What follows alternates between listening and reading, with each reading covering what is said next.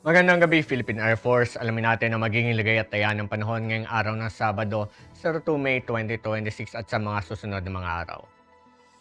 Sa kasalukuyan ng easterlies pa rin ang patuloy ng mga kaapekto dito sa buong bansa. Kaya asahan natin makapagdala ito ng mga kaulapan at mga pag-ulan sa malaking bahagi ng Visayas, ganoon na rin sa malaking bahagi ng Mindanao.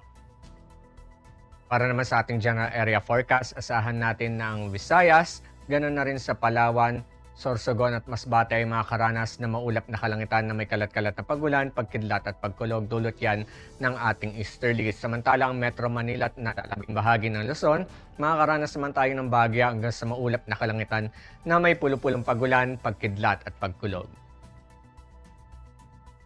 Ang buong Mindanao inaasahan din ng maulap na kalangitan na may kalat-kalat na pag-ulan, pagkidlat at pagkulog. Dulot din yan ng ating easterlies.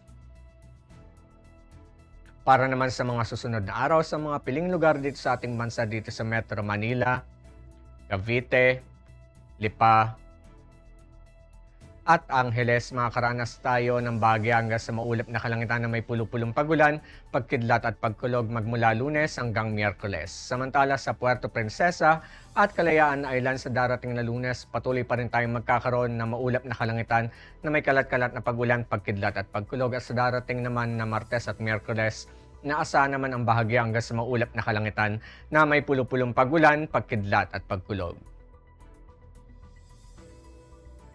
Para naman sa Mactan at Davao sa darating na Lunes hanggang Miyerkules, magkakaroon na tayo ng bagya hanggang sa maulap na kalangitan na may pulupulong pagulan, pagkidlat at pagkulog. Samantala sa Zamboanga, sa darating na Lunes, patuloy pa rin tayong magkakaroon ng maulap na kalangitan na may kalat-kalat na pagulan, pagkidlat at pagkulog. At sa darating naman na Martes at Miyerkules, makakaranas naman tayo ng bahagya hanggang sa maulap na kalangitan na may pulupulong pagulan, pagkidlat at pagkulog. Ang haring araw ay lulubog ng 1813 at ito naman ay sikat bukas ng 0533. Para sa ating moon illumination, 99% decreasing.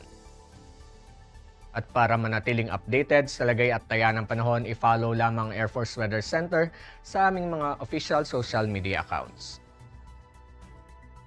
Yan lamang pong latest update mula sa ating lagay ng panahon. Sa ngalan ng aming commanding officer na si Colonel Alvin John Cuador, PAF GSC, ako po si Staff Sergeant John L. T. Salcipuedes, Philippine Air Force, Weather Broadcaster ng Air Force Weather Center. Muli magandang gabi, Philippine Air Force.